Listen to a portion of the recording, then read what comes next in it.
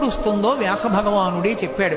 అసలు ఎక్కడ స్వాహాకారము వషట్కారము ఇవి రెండు వినపడవు. అంటే ఇక యజ్ఞము యాగము అనేటటువంటి క్రతువులు ఉండవు.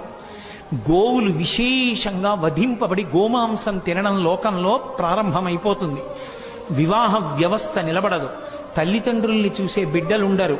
భర్తని గౌరవించే భార్య, భార్యని చూసే భర్త లోకంలో ఉండరు. పురుషుల యొక్క ఆయుర్దాయం 18 సంవత్సరములకే పూర్తయిపోతుంది. స్త్రీలు కేశపాశములను విరబోసుకుని తిరగడమే లోకంలో పెద్ద విశేషమైనటిదిగా